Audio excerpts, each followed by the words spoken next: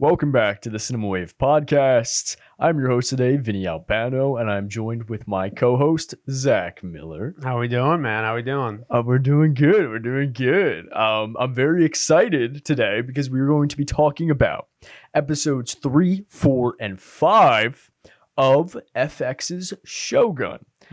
This is a banger show. Yeah. I've loved every episode. It is so good. Yeah. Let's just jump right into it. Zach, do you want to go over and recap what happened in these last 3 episodes?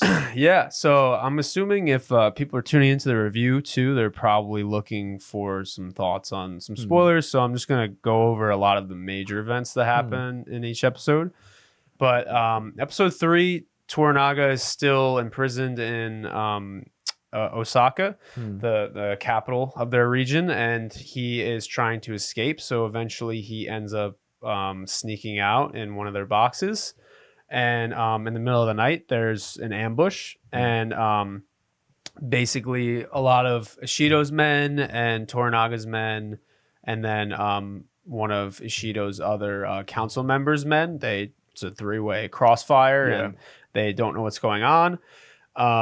They get to the harbor, and Butaro, Mariko's husband, kind of sacrifices himself basically, and he's trying to fight off the men in his last stand. You see him wander off, and he's sacrificing himself. And then we get on the ship and into the Japanese ship, and John is kind of like, we need to get out of the harbor.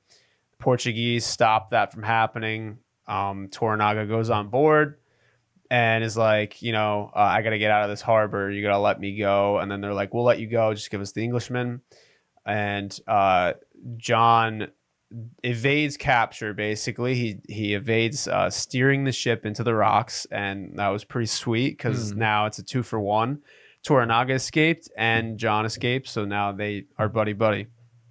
And by the end of that episode, it was really sweet too, because he teaches Toranaga how to swim, and I thought that was a nice segue into them building a relationship together, along with the fact that he asked for him to train his men in European tactics. So then by episode 4, John begins training Toranaga's men. He gets a house in the village. They're like, we can give you all these things. We can even give you a consort to be a temporary wife, I'm assuming, in this environment. And basically, we'll give you a house, we'll give you a wife, and you train our men for the war that is about to come. But through this episode, it's really important too, because Mariko and John get pretty serious with their loving relationship, and there's a lot of buildup and tension. Yeah.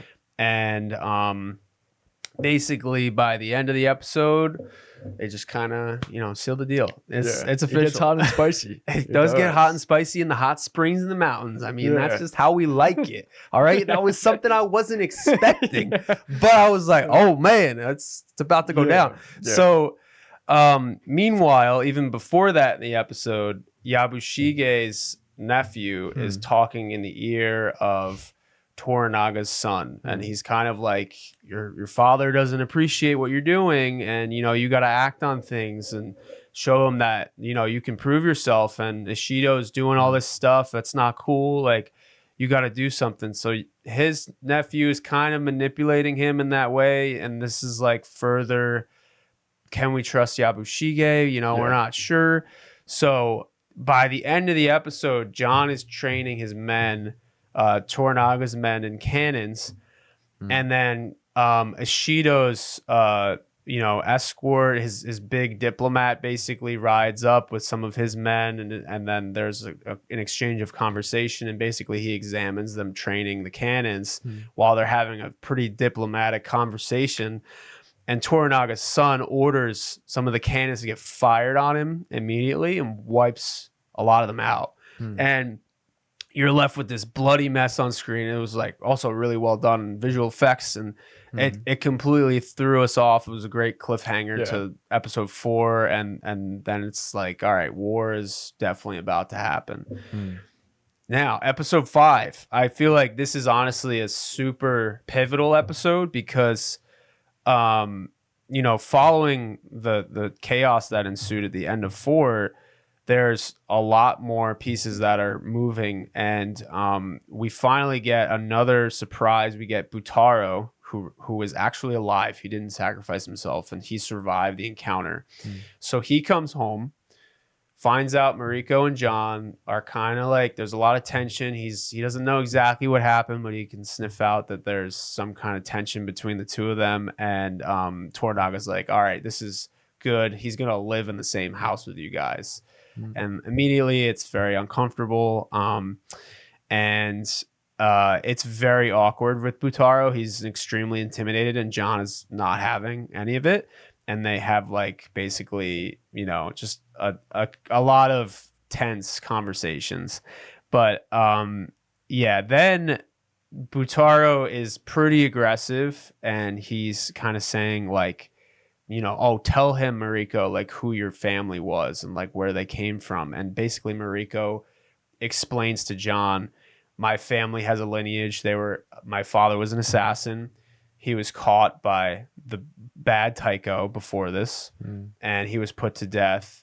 But before he was put to death and committed suicide, he had to kill all of her family, except for her because she was married.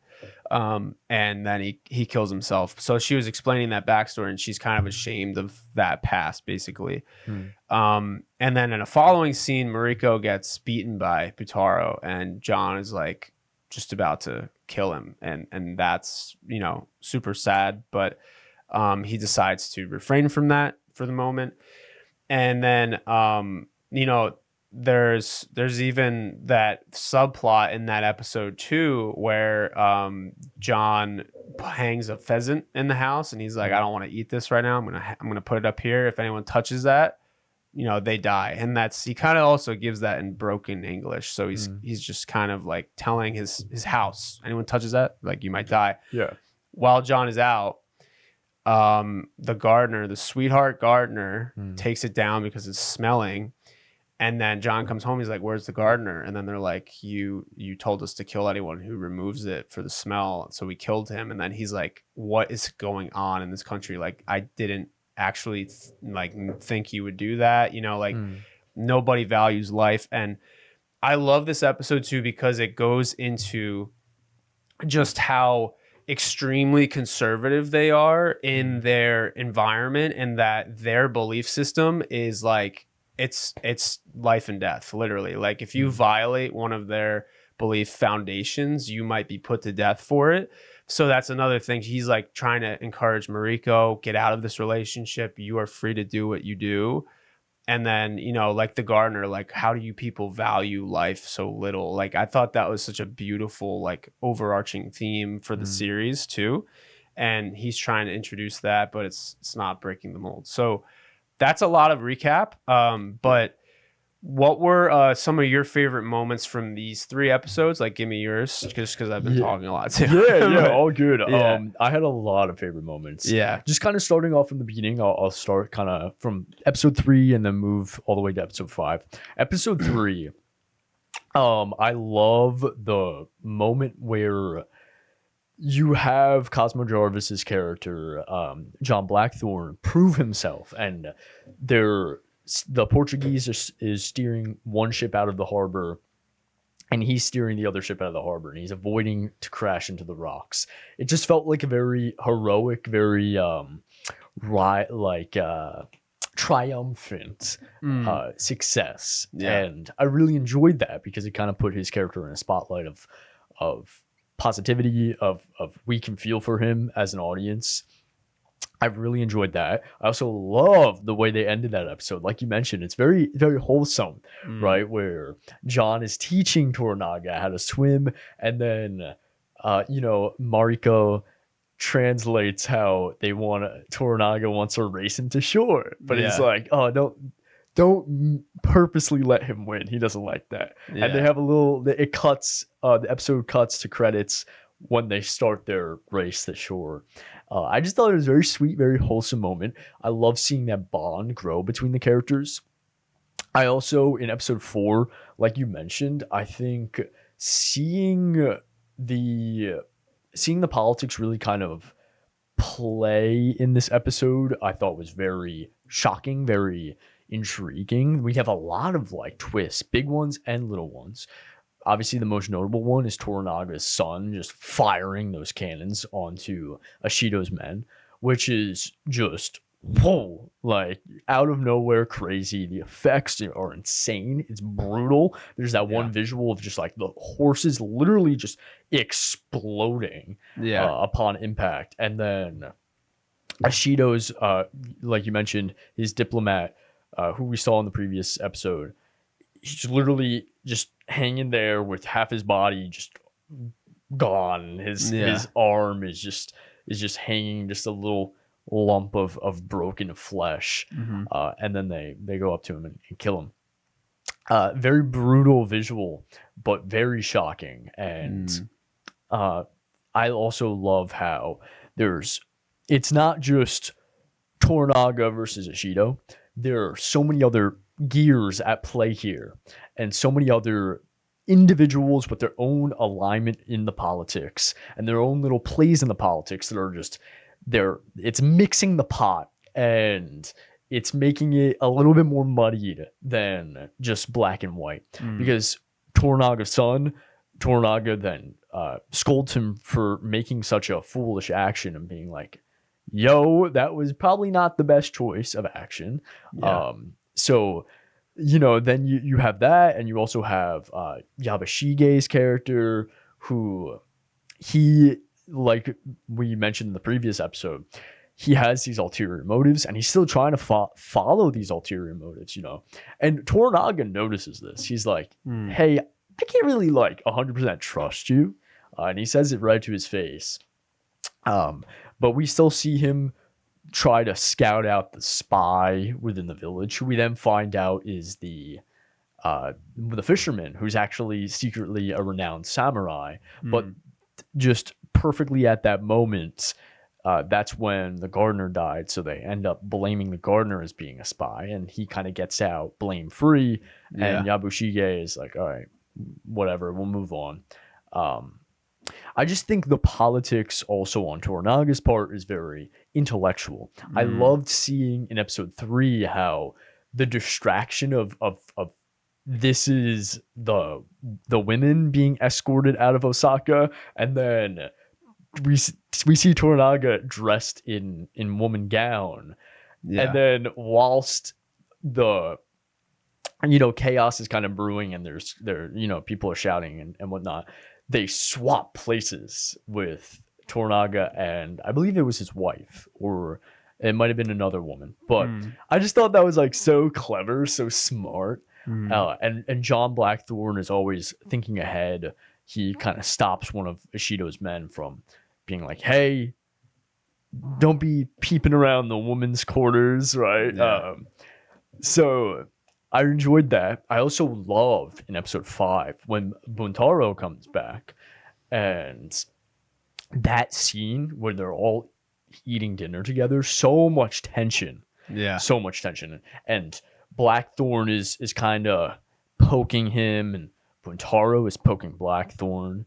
And then you have that whole scene where it's like, well, in my country, this is how we really drink. Throws his food out and uses his bowl for the food as a sake cup. And just gulps, gulps, gulps. Buntaro does the same. And it's almost like, for lack of better terms, it's almost like a dick measuring contest. Exactly. Right? But I love that tension there. And we really see how Mariko is really being oppressed, not only from the feudal Japan's kind of traditionalist cultures, but also her husband, who really upholds that traditionalist beliefs. And it's obviously hurts her a lot, physically, emotionally, spiritually. We have that scene where Buntaro fires 2 arrows that just go right past her nose. And it's gut wrenching, and that tension it has a lot of anxiety, and you begin to feel for John and Mariko in this situation, and it just kind of has this also commentary on going back to the traditionalist nature of feudal Japan and the critiques behind that. But I also just kind of wrapping up my thoughts here. Well, one, before I wrap up my thoughts, actually, John Blackthorne has some of the greatest fucking lines in this show. He does. He has, when they established him from episode 1 as this, this dirty mouth, filthy mouth English sailor.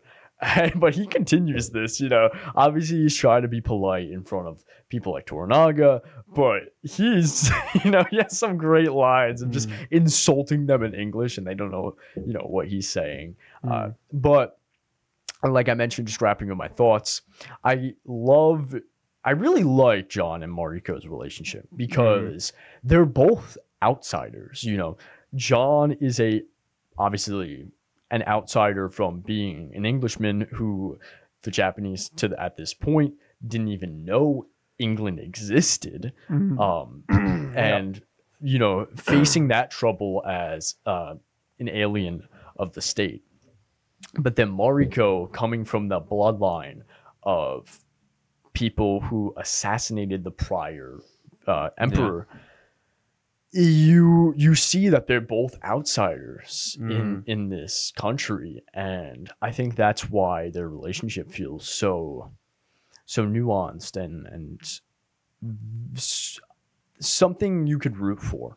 That's just my quick thoughts. No, I think that's great, dude. I like how they're developing their relationship and they want to almost be together now, but they can't. They know that they can't culturally and like in light of political events that are happening amongst themselves, because if they make a move at each other, it will affect other people in their circle, and they can't really jeopardize that at the moment. But John is like really trying to explain, like, you have to be able to make your own decisions because, you're essential to this. And there's also two other things that happen in the episode that are pretty major. And by the end, there's a massive landslide that almost kills Toranaga and wipes out almost the entire encampment of his men, which was going to be huge for the subsequent episodes.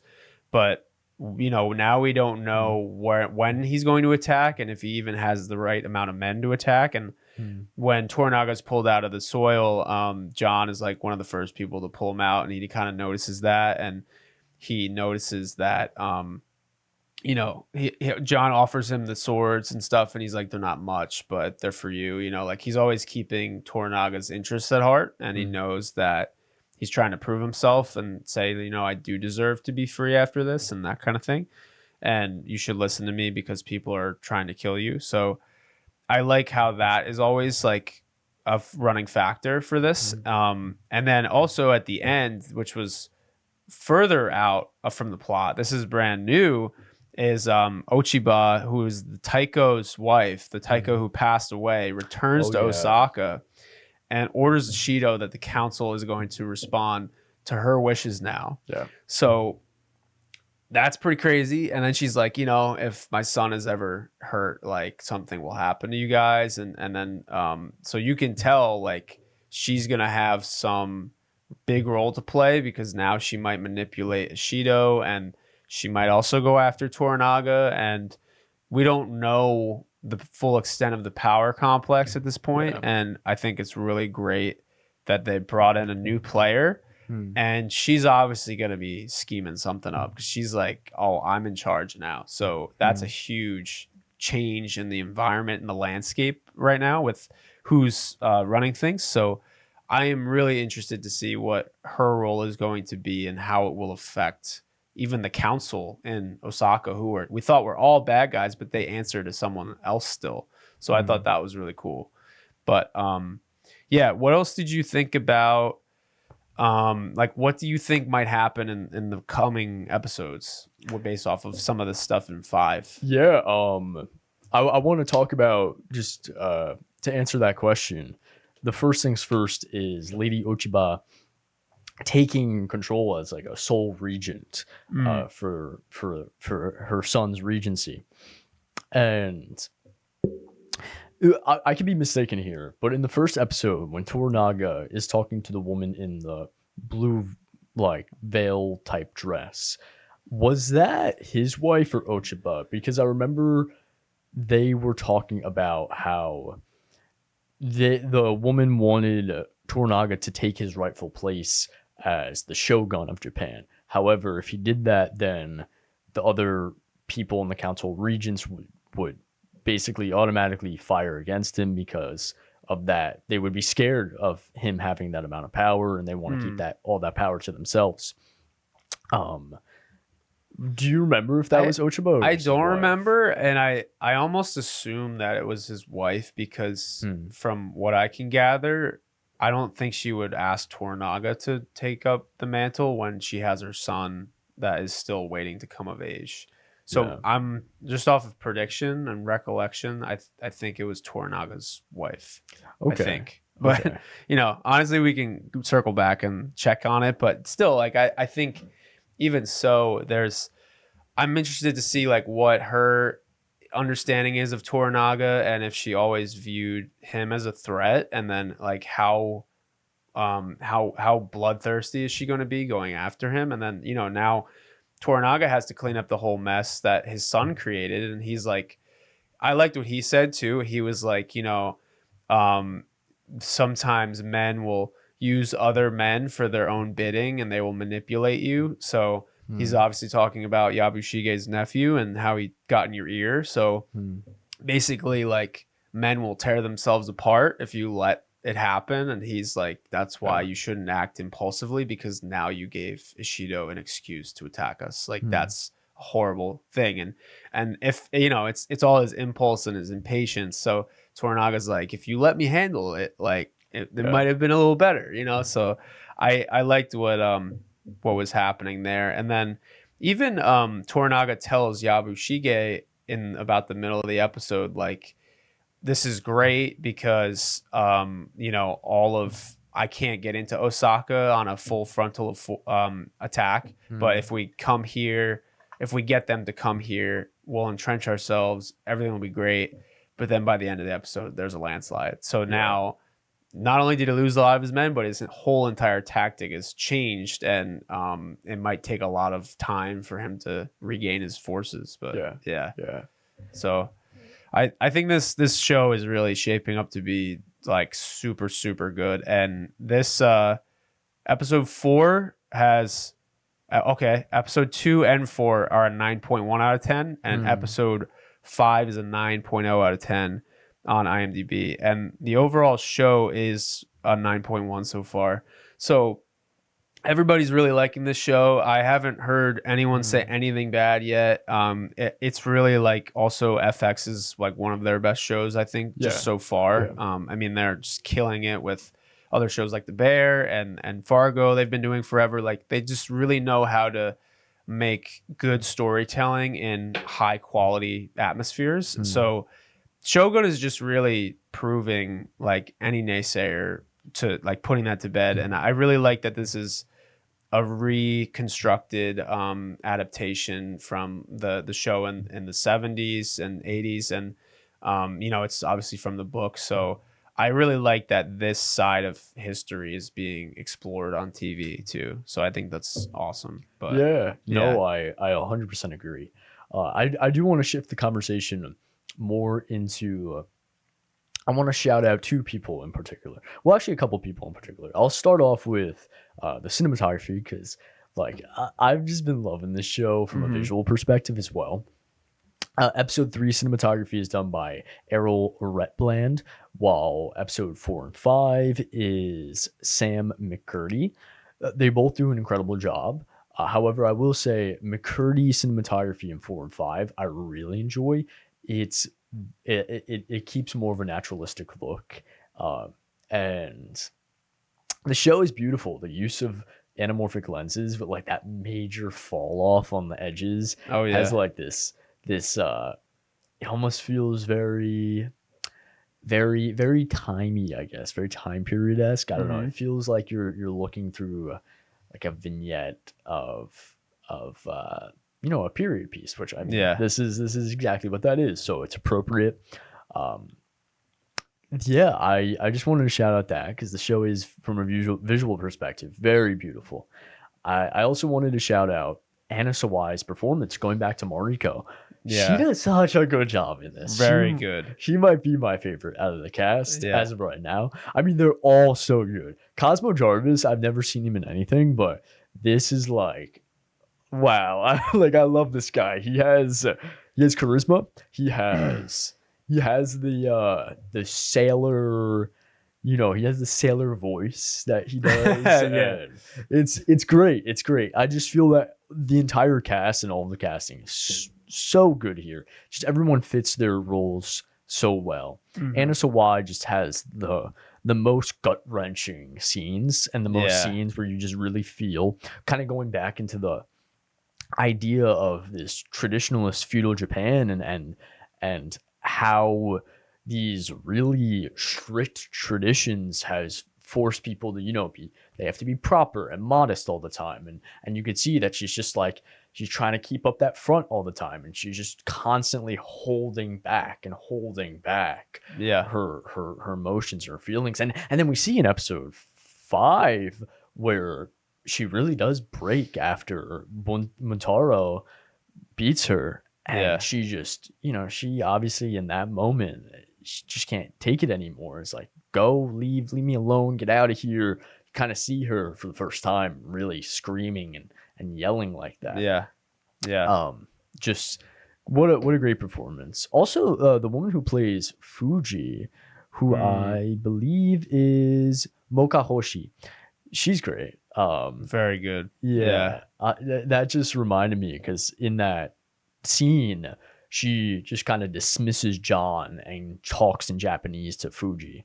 And Fuji is definitely a player that I wasn't expecting her to be as prominent as she now is as the consort to John. Yeah. But obviously not really enjoying her role as consort. You see many scenes and many dialogue where she's like, oh my God, he's filthy, he's disgusting. Like, get him out of here. Get that rabbit stew out of here. Go to the sea. But I just, just wanted to shout them out. Just what great casting from everyone here. Oh yeah. I want to agree too. Like, Anna Sawai is sensational. Like, she's so subtle for pretty much up until that explosion of emotions. Like, I would say the whole show, she's kind of bottled up all of these feelings. And I like how now, if you were to watch the show again from the beginning, you understand that she was bottling a lot of stuff, along with the political allegiances and the stress of that, and then the stress of her personal life, and how she has to present and conduct herself as a woman to very powerful people in this setting. So that's going to take a toll on somebody's psychosis, but you see it all through her eyes as an actor, and I love that. And then she has that explosive emotional scene where she lets like just about all of it out, and then she's giving backstory to her childhood trauma, and you can see a lot of that resonating with her, and like you feel like she did actually leave that or live those lives. So that's just great acting, and for her to embody that, along with believing the backstory and the audience believing the backstory from her, sensational. Like, she's fantastic. And Cosmo it's great because he is so extroverted and she is so introverted. So when he is like doing these like brash remarks and stuff, and then he's just like, he's literally a barbarian sometimes. Like, they call him a barbarian, but he does act like one occasionally, and he's like just so over the top. And I like it. I like it too, because he's trying to learn how to contain his emotions in these settings, and she's trying to express them. So it's a very cool side by side, and they're complementing each other very well. But like you said too, with them both being outsiders and them being almost opposite personalities, they do complete each other really well. So that's why I like the show is developing all of that with the war elements, and I think that's a testament to the great writing. So I think that's something I love about it. But do you have any other final thoughts before I wrap it up? I actually just wanted one more thing that I wanted to cover. I just kind of going back to that idea, and this is also another testament of how well the adaptation is in its writing. Is, you know, the screenwriting crew has done an incredible job in these 5 episodes. But the other political gears here, and how like it's not just the Council of Regents as one whole gear. No, there's 5 of them. Well, now 4 of them after Toranaga resigned. But that also goes right into the point I'm trying to make, is that you have the tension building up between between the regents. How Sugiyama's character, the Catholic one, is kind of is playing on the side of the Portuguese Catholics, as he is a Catholic himself. And in episode 3, we see how war breaks out between all parties in the forest, where Bushido is trying to attack them, and then Sugiyama's players are also attacking Toranaga, and it's just like a free-for-all in the forest. And now that Toranaga resigned, they're trying to find a new member on the Council of Regents, obviously before Lady Ochiba takes over. But you have that scene where they're just going back and forth, and Ishido is like, "Hey man, like, how about we do this guy?" And Sugiyama's like, "Nah, I don't like him. What about him?" And then like it's just like that back and forth, and you can see now that there's tension building between them. They're all supposed to be like on a team together, but that team is not working out as they are conflicting, and Ishido insults him on his Catholic beliefs and is like, "No, we're not going to have another Catholic on the Council of Regents," and then he does a similar insult to Ishido. Vice versa.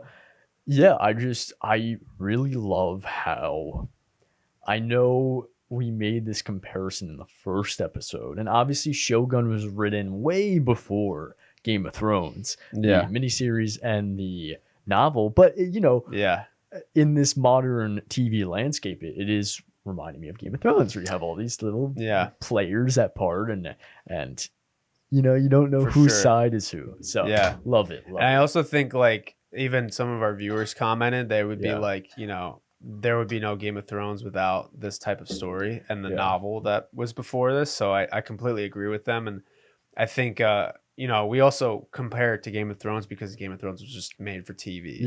But now we see like this show and the intentions behind the show were made on par with the action and the storytelling, and obviously higher production quality than the 70s version. So it's doing the story more justice for not only the violence to get a better understanding of the period, but just the writing and the development of the relationships, and just setting up the stakes of why this is such a monumental period of Japanese history. So I really like how they've done all of that with everything they have so far, and this is 5 episodes, so there's 5 more.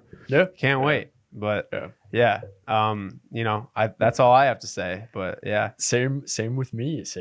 I'm excited to see more. It's a banger. It is a banger.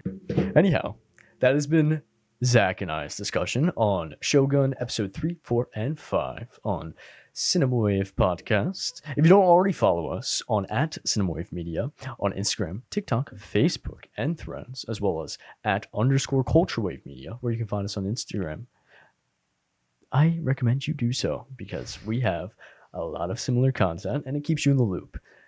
Anyhow, that has been Vinny Albano.